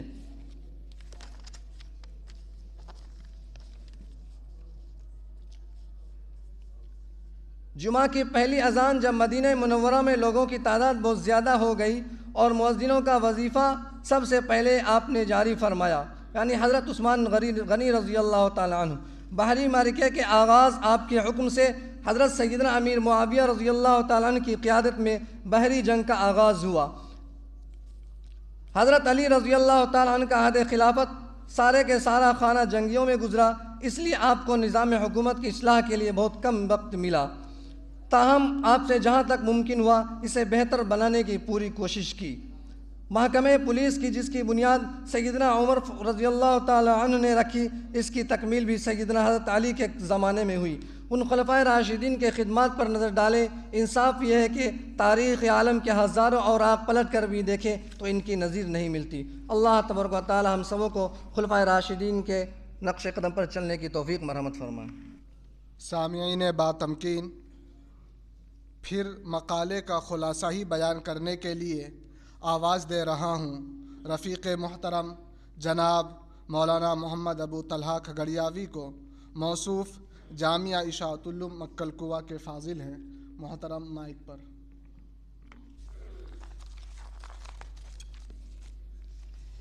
الحمد للہ رب العالمین والصلاة والسلام علی سید المرسلین وعلی آلہ الطیبین الطاہرین وخلفاء الراشدین، اما بعد۔ آج ہم سب خلفائے راشدین کے سیاسی کارنامے کے عنوان پر ہونے والے سیمینار میں شریک ہیں۔ اس سے پہلے کہ خلفائے راشدین کے حالات آپ کی خدمت میں پیش کیے جائے، خلافت راشدہ کے مفہوم کو سمجھ لیا جائے تاکہ بات سمجھنے میں آسانی ہو۔ خلفاء خلیفتن کی جمع ہے، جس کا معنی جانشینی اور کسی کے بعد اس کی جگہ پر بیٹھنے کا ہے۔ یہ لفظ خود اپنے مفہوم و منشا کو ظاہر کر رہا ہے۔ ایک اصل کا سایہ، ایک آئینہ کا عکس اور ایک حقیقی منصب کے قائم مقامی ہے۔ اسی کو امام کے لفظ سے بھی تعبیر کیا جاتا ہے، اور یہ دونوں لفظ خلیفہ اور امام ایک ہی شخص کے دو مختلف حیثیتوں کو ظاہر کرتے ہیں۔ اپنے پیش رو کے امام اور قائم مقام ہونے کے لحاظ سے وہ خلیفہ ہے۔ اس بنا پر در حقیقت خلافت اور امامت پیغمبر کے قائم مقامی اور اس کے بعد اس کی امامت کی پیشوائی ہے۔ خلفائے راشدین کون ہیں؟ اہل سنت والجماعت کے اس بات پر اتفاق ہے کہ نبی کریم صلی اللہ علیہ وسلم کے بعد خلیفہ بلا فصل حضرت ابو بکر صدیق رضی اللہ تعالی عنہ، ان کے بعد حضرت عمر فاروق رضی اللہ تعالی عنہما، بعدہ حضرت عثمان غنی، ان کے بعد حضرت علی مرتضی رضی اللہ تعالی عنہ ہے، اور انہی چار کو خلفائے راشدین کہتے ہیں، جن کی خلافت کی پیشن گوئی قرآن میں دی گئی ہے۔ وعد اللہ الذین آمنوا منکم وعملوا الصالحات لیستخلفنہم فی الارض کما استخلف الذین من قبلہم ولیمکنن لہم دینہم الذی ارتضی لہم ولیبدلنہم من بعد خوفہم امنا۔ خلیفہ اول حضرت ابو بکر صدیق رضی اللہ تعالی عنہ۔ خلیفہ اول حضرت ابو بکر صدیق رضی اللہ تعالی عنہ کا نام عبداللہ، کنیت ابو بکر، لقب عتیق اور صدیق ہے۔ والد کا نام عثمان اور کنیت ابو قحافہ ہے۔ حضرت ابو بکر صدیق رضی اللہ تعالی عنہ اسلام سے قبل ایک متمول تاجر کی حیثیت سے رکھتے تھے، اور ان کی دیانت و راست بازی اور امانت کا خاص شہرہ تھا۔ حضرت ابو بکر صدیق رضی اللہ تعالی عنہ کو ایام جاہلیت میں بھی شراب نوشی سے ویسی ہی نفرت تھی جیسی زمانہ اسلام میں۔ حضرت صلی اللہ علیہ وسلم کے ساتھ بچپن ہی سے ان کو خاص انس و محبت تھی، اور آپ کے حلقہ احباب میں داخل تھے۔ اکثر تجارت کے سفروں میں بھی ہمراہی کا شرف ہوتا تھا۔ حضرت ابو بکر صدیق رضی اللہ تعالی عنہ مردوں میں سب سے پہلے اسلام قبول کیے۔ اصل بات یہ ہے کہ حضرت ابو بکر صدیق رضی اللہ تعالی عنہ کا آئینہ دل پہلے سے صاف و شفاف تھا، فقط خورشید حقیقت کے عکس افغانی کی دیری تھی۔ گزشتہ صحبتوں کے تجربوں نے نبوت کے خط خال کو اس طرح واضح کر دیا کہ معرفت حق کے لیے کوئی اثر ہی باقی نہ رہا۔ حضرت ابو بکر صدیق رضی اللہ تعالی عنہ کے مسند خلافت پر جلوہ افروز ہوتے ہی آپ کے سامنے صعوبات و مشکلات اور خطرات کا ایک پہاڑ نظر آنے لگا۔ ایک طرف جھوٹے مدعیان نبوت اٹھ کھڑے ہوئے تو دوسری طرف مرتدین اسلام کی ایک جماعت علم بغاوت بلند کیے ہوئے تھی۔ البتہ مدعیان نبوت کا قلع کما اور مرتدین کو سرکوبی کی اور منکرین زکوٰۃ کی تنبیہ کی، اور آپ کی خلافت 2 سال 4 ماہ اور آپ 22 جمادی الثانی سن 13 ہجری 63 سال کی عمر میں مالک حقیقی سے جا ملے۔ امیر المؤمنین خلیفہ دوم حضرت عمر فاروق رضی اللہ تعالی عنہ، نام مبارک آپ کا عمر اور لقب فاروق، کنیت ابو حفص، آپ کا نسب نبی پشت میں رسول اللہ صلی اللہ علیہ وسلم سے جا ملتا ہے۔ آپ کی ولادت باسعادت واقعہ فیل کے 13 برس بعد ہوئی۔ حضرت نافع رضی اللہ تعالی عنہ سے روایت ہے کہ حضرت ابن عمر رضی اللہ تعالی عنہما فرماتے ہیں کہ حضرت محمد صلی اللہ علیہ وسلم نے یہ دعا فرمائی کہ اے اللہ 2 شخصوں یعنی حضرت عمر فاروق اور یا ابو جہل بن ہشام کے ذریعے اسلام کو بلند و بالا فرما۔ آپ کی خلافت کا دور 10 سال 5 ماہ اور 21 دن رہا۔ حضرت عثمان غنی رضی اللہ تعالی عنہ، آپ کا نام عثمان، کنیت ابو عمر اور لقب ذو النورین، آپ کا سلسلہ نسب آپ صلی اللہ علیہ وسلم سے 5ویں پشت میں جا کر ملتا ہے۔ آپ کے زمانے خلافت کے فتوحات بھی اسلامی فتوحات کا دائرہ برابر وسیع ہوتا رہا، چنانچہ آپ کا زمانے خلافت کے پہلے سال میں ہی یعنی 24 ہجری میں رے فتح ہوا اور 26 ہجری میں شہر صابور فتح ہوا اور 27 ہجری میں جرجان اور دار بجرت فتح ہوا۔ حضرت عثمان غنی کا دور خلافت کل 12 سال رہا۔ سن 35 ہجری ماہ ذی الحجہ کے ایام تشریق میں شہید ہوئے۔ آپ کی عمر 82 سال تھی جب۔ حضرت علی رضی اللہ تعالی عنہ، آپ کا نام علی ابن ابی طالب کنیت ابو الحسن اور ابو تراب ہے۔ حضرت علی وہ ذات گرامی ہے جو بہت ہی کمال و خوبیوں کی جامع ہیں۔ آپ شیر خدا بھی ہے اور داماد مصطفیٰ بھی، حیدر کرار بھی ہے اور صاحب ذوالفقار بھی، حضرت فاطمۃ الزہرا کے شوہر نامدار بھی اور حسنین کریمین کے والد بزرگوار بھی۔ حضرت علی رضی اللہ تعالی عنہ نوعمر لوگوں میں سب سے پہلے مشرف باسلام ہوئے اور بڑی دلیری کے ساتھ تمام غزوات و جہاد میں شریک ہو کر بڑی جان بازی کے ساتھ کفار کا مقابلہ کیے اور بڑے بڑے بہادروں کو اپنی تلوار سے موت کا گھاٹ اتار دیے۔ اور جنگ بدر میں ولید جسے اپنی بہادری پر بہت ناز تھا، وہ حضرت علی کے مقابلہ کے لیے مست ہاتھی کی طرح جھومتا ہوا آگے بڑھا اور زوردار آپ پر حملہ کیا، مگر شیر خدا علی مرتضیٰ نے تھوڑی ہی دیر میں اسے مار گرایا اور اس کے گھمنڈ کو خاک میں ملا دیا۔ حضرت علی مرتضیٰ رضی اللہ تعالی عنہ کو ابن ملجم نامی شخص نے اچانک آپ پر وار کیا اور شمشیر لگتے ہی آپ نے فرمایا فزت برب الکعبہ، رب کعبہ کی قسم میں کامیاب ہو گیا۔ آپ کی خلافت کی مدت 4 برس 8 ماہ 9 دن رہی۔ 63 سال کی عمر میں آپ کا وصال ہوا۔ انا للہ و انا الیہ راجعون۔ اب اخیر میں بارگاہ عزدی میں دست بدعا ہوں کہ اللہ تعالی ہمیں اور آپ کو صحابہ جیسے زندگی گزارنے کی توفیق عطا فرمائیں، آمین یا رب العالمین۔ تمام احباب نے اپنے اپنے مقالے کا خلاصہ بیان کر دیا، تو آئیے اب ابتدائی پروگرام سے ہم طلباء کو سماعت فرما رہے جامعہ رحمانی کے استاد و فاضل نوجواں جناب مفتی زبیر احمد صاحب قاسمی سے درخواست کرتا ہوں کہ آپ اپنے خیالات تشریف لا کر اپنے خیالات کا اظہار فرمائیں۔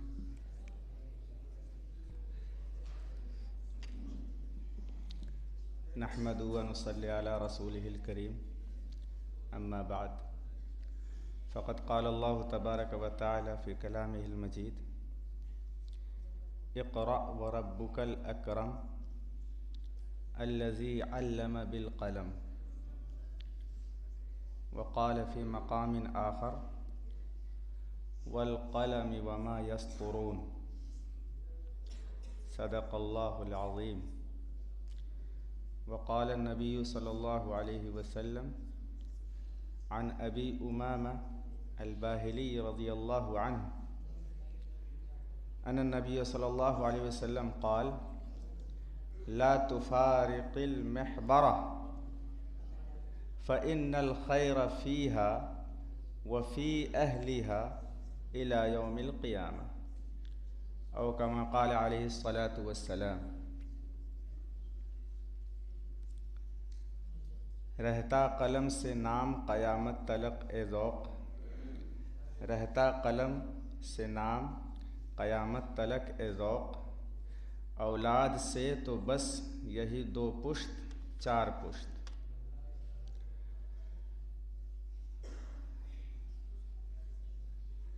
بہت دیر سے میں جدید فضلاء کرام اور متعلمین تخصص فی الافتاء کے مقالے کا خلاصہ सुन रहा था। माशाअल्लाह उन्होंने बड़ी जद्दोजहद और कद्दो काविश से साबित किया कि वो भी कुछ कर सकते हैं। अपने जहन में, अपने दिल में वारिद ख़यालात को दूसरों से शेयर कर सकते हैं, दूसरों तक पहुंचा सकते हैं कि वो फ़लाँ मसले के मुतालिक अपनी क्या राय रखते हैं और फ़लाँ मसले के मुतालिक वो क्या कहना चाहते हैं। अल्लाह ताला ने उनके जहन में इस हवाले से कौन कौन सी बातें रखी हैं, इसलिए कि जहन इंसानी मुख्तलिफ होते हैं।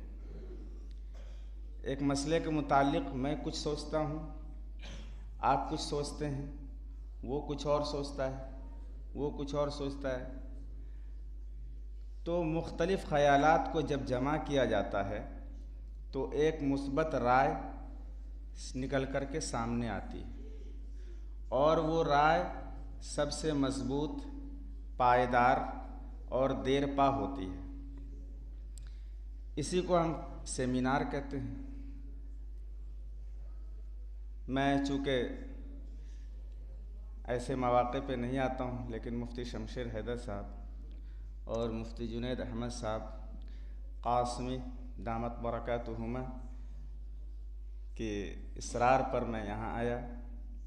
उन्होंने कहा कि अपनी तजर्बात उनको पेश कीजिए, लेकिन चूँकि वक्त भी बहुत कम है तो तफसील में जाए बग़ैर कुछ बातें अर्ज़ कर देना मुनासिब समझता हूँ। लिखने वालों की उम्र मुख्तलिफ होती है, उनके तजर्बात मुख्तलिफ होते हैं, उनके ख़यालात भी मुख्तलिफ होते हैं। तो उम्र के हिसाब से, उम्र के लिहाज से मज़मून हो, मक़ाला हो, इसको परखा जाता है, इसको लिखा जाता है, बरता जाता है। शुरू में नफ्सियाती कैफियत ये होती है कि मैं लिख नहीं पाऊँगा, चूँकि मैं भी इसी मरहले से गुज़र चुका हूँ। मालूम है मुझको तेरे अहवाल के, मैं भी मुद्दत हुई गुज़रा था कभी इसी राह गुज़र से।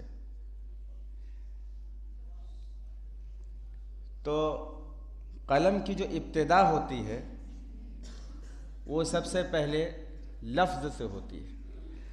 किसी लफ्ज़ को हम लिखेंगे तो किस तरीक़े से लिखेंगे, फिर लफ्ज़, चंद लफ्ज़ जुड़ करके वो जुमले बनते हैं। फिर जुमलों की तरतीब कैसे होगी,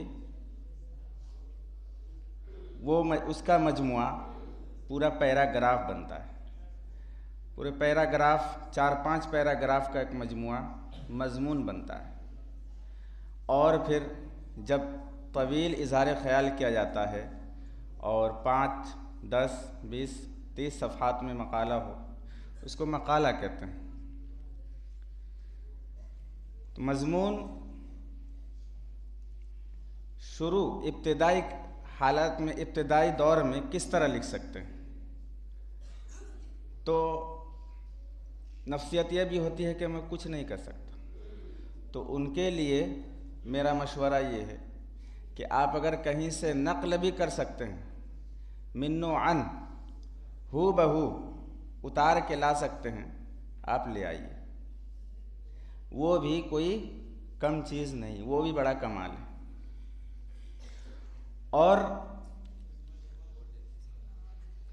और दूसरे लोग, दूसरे तलबा जो उनसे ज़्यादा सलाहियत रखते हैं, वो ज़बान से मुख्तलिफ़ ख़यालात का इजहार करते हैं, तो उनमें और सलाहियत है।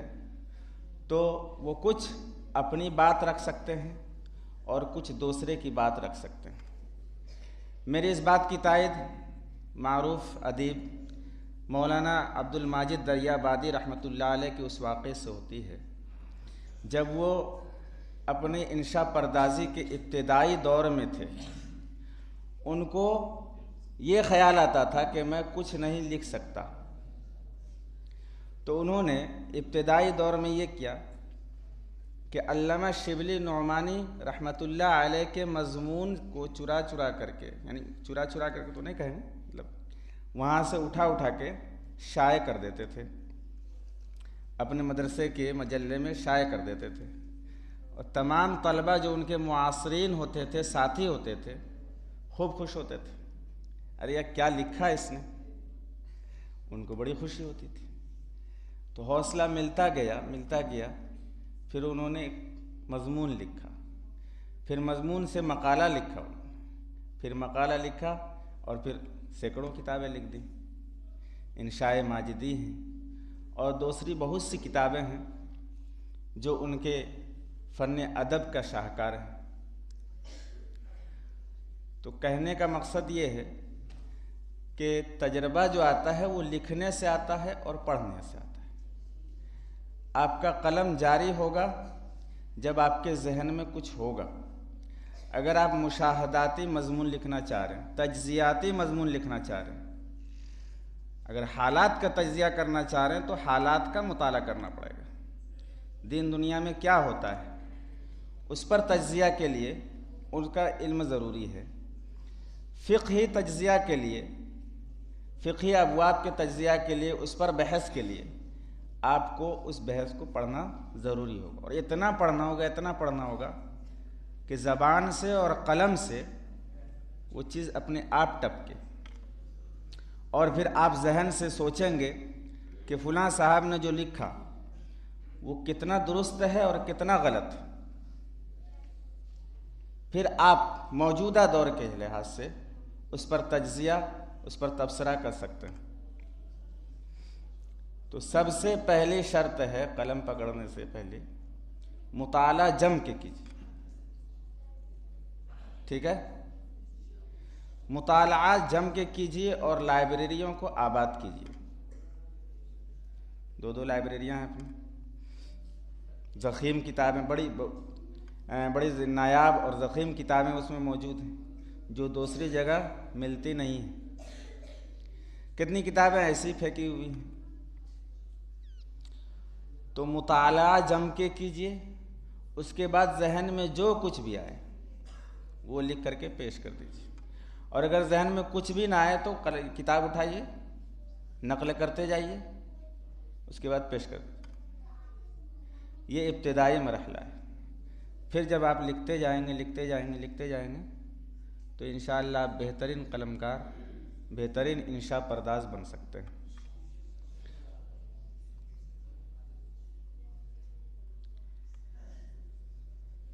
ٹھیک،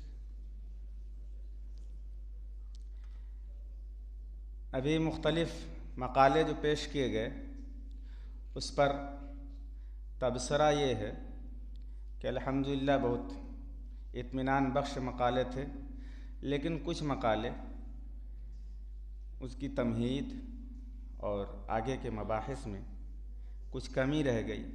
تمہید میں یہ ہونا چاہیے کہ آگے جتنی باتیں آ رہی ہیں اس کا خلاصہ مکمل من و عن آ جائے اس میں، پھر ابتدا سے تمہید کے آگے ابتدا سے شروع کیا جائے اور بالکل مرتب انداز میں اپنی بات اخیر تک رکھی جائے، کوئی ایسی جھول والی بات نہ آئے جو مضمون کے وقار کو، مضمون کی عظمت کو داغدار کرے، اس میں دھبا لگائے۔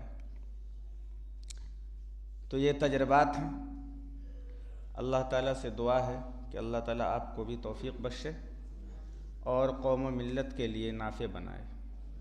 حضرات گرامی، جامعہ رحمانی کا قابل فخر ثبوت۔ انشاءاللہ، جزاک اللہ۔ اعوذ باللہ من الشیطان الرجیم، بسم اللہ الرحمن الرحیم۔ وَأَن لَيْسَ لِلْإِنسَانِ إِلَّا مَا سَعَى، قرآن مجید کی آیت ہے، معلوم ہے؟ من وجد من جد وجد، جو کوشش کرتا ہے کچھ نہ کچھ پا ہی لیتا ہے، اس کو جو ہچکچاتا ہے ادھر رہ جاتا ہے، جو کوشش کرتا ہے ادھر چلا جاتا ہے، سمجھے؟ جو کوشش کیا ادھر چلا جا، جو ہچکچا جا ادھر رہ گیا۔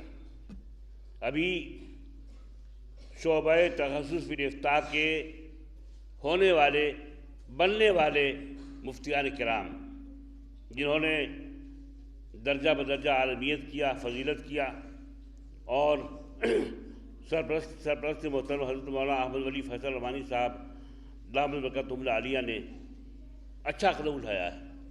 शोबा तखस्सुस फिल इफ्ता का क़याम जामे रहमानी में एक हसीन, बेहतरीन और अफजल तरीन इक़दाम है। बड़ी कामयाबी के साथ चल रहा है ये शोबा, बड़ा काबिल इत्मीनान है, लायक एतबार भी है। कोशिशें हो रही हैं अच्छा से अच्छा किया जाए, मजबूत से मजबूत किया जाए, लेकिन मैं समझता हूँ जो मक़ालात पढ़े गए हैं खुलासा पेश किया गया है, काबिल इत्मीनान है। शोबा कामयाबी के साथ चल रहा है। जो लोग नहीं समझते हैं वो समझें, खिदमात को समझें, खिदमात को सुनें। बग़ैर खिदमात को देखे हुए अंदाज़ा लगाना बहुत मुश्किल काम है। शोबा काबिल इत्मीनान और लायक एतमाद तरीके में चल रहा है। अल्लाह इसको तादेर कायम रखे, उसको तरक्की दे। जो तलबा दाखिल हैं शोबा तखस्सुस फिल इफ्ता में, अल्लाह उनको तरक्यात से नवाजे, अच्छा पक्का मुफ्ती बनाए। मुफ्ती बन गए, अब तो एक आदमी ने बच गया है। अब शाबान में या रजब में कि आखिर में शाबान में प्रोग्राम होगा, हज़रत दामद बरकतुहुमुल आलिया के हाथों इनाम मिलेगा, इंशाअल्लाह मिलेगा। प्रोग्राम अच्छा होगा। किसका? जो मकाले लिखे गए हैं उसका रिज़ल्ट सामने आएगा, और अव्वल को, दोम को, सोम को इनाम मिलेगा सबको। ठीक है, आप तमाम देखेंगे। ये शोबा काबिल एतमाद और लायक तहसीन है। हज़रत ये इक़दाम बहुत ही बेहतरीन है, बर वक्त है। अल्लाह ताला इसको तरक्की दे और बाकी रखे।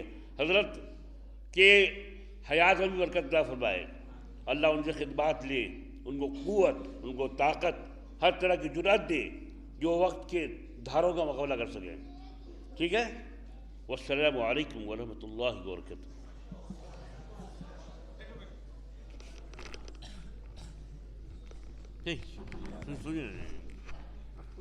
ऐलान किया गया था, क्या ऐलान हुआ था? बाद मगरिब सीरत क्विज़ होगा, लेकिन कभी कभी कसर कासिर, हरज हारिज और मने माने की बुनियाद पर प्रोग्राम डिसमिस भी हो जाता है। ये प्रोग्राम अच्छा प्रोग्राम था, इसलिए प्रोग्राम मुलतवी किया। आज बाद नमाज इशा अभी हम लोग जाएंगे, क्या खाएंगे हैं? गोश्त खाएंगे, यानी गोश्त रोटी खाएंगे। पुलाव नहीं है, पुलाव अगले हफ्ते बनेगा। फिर खाना खा करके आइए, नमाज़ पढ़िए जमात के साथ। नमाज के बाद 9:30 बजे प्रोग्राम मुनक़िद होगा सीरत क्विज़ का। तमाम तलबा आइए। फल युबल्लिग़ शाहिदुल गायब, जो साथी आपके नहीं आए हैं उनको पहुँचा दीजिएगा खबर कि 9:30 बजे क्विज़ का प्रोग्राम होगा। 9:30 बजे पक्का, 9:30 से 1 घंटे का प्रोग्राम होगा। सबको खबर कर दोगे? रुको बाबू, रुक जाओ। बिस्मिल्लाहिर्रहमानिर्रहीम। जो प्रोग्राम पेश किया गया आप हजरात के सामने, वो एक तरह से सेमिनार था, लेकिन इसका नाम हमने मश्क़ी सेमिनार रखा, इसलिए कि आइंदा आप ही में से कुछ ऐसे बासलाहियत लोग होंगे जो सेमिनारों को चलाएंगे, सेमिनार मुनाकिद करेंगे और बड़े बड़े अहले इल्म के दरमियान बैठ कर के अपनी आरा पेश करेंगे। उसके लिए हज़रत साहब मुद्दज़िल्लुहुल आली की कोशिश ये है और हम सब की कोशिश ये है कि आपको अभी से वो तसव्वुर दिया जाए और आपको अभी से उन एकेडमियों के लिए, उन सेमिनारों के लिए जो मुल्क के मुख्तलिफ़ इदारों में और मुख्तलिफ़ जगहों में कायम होते हैं, उनमें आप शिरकत करने के अहल हो सकें, आप इसकी अहमियत को समझें। इंशाअल्लाह रहमान हर साल इसका एहतमाम किया जाएगा और आइंदा साल से और भी इसमें तब्दीलियाँ होंगी इंशाअल्लाह रहमान। फ़िलवक्त 20 के करीब मकाले जमा हुए, जिनमें दौरे हदीस शरीफ और तखस्सुस फ़िल इफ्ता के तलबा ने शिरकत की। میں ان تمام طلباء کے جذبات کی قدر کرتا ہوں. ان لوگوں نے حضرت کی بات کو بہت اہمیت دی اور ہم جیسے ناچیز کی باتوں کو بھی بڑی اہمیت دی اور بہت محنت کے ساتھ انہوں نے مقالہ لکھا. اللہ تعالیٰ ان کے علم و عمل میں برکت عطا فرمائے. انشاءاللہ الرحمن جتنے طلباء نے مقالہ لکھا ہے سب کو قیمتی انعامات سے سرفراز کیا جائے گا انشاءاللہ. لیکن ان میں سے اول دوم سوم پوزیشن لانے والوں کو تھوڑا اور بہتر انعام دیا جائے گا انشاءاللہ الرحمن. اب میں گزارش کروں گا مفتی شمشیر حیدر صاحب سے کہ آپ دعا فرما دیں, اس کے بعد پروگرام کا اختتام ہو جائے گا انشاءاللہ.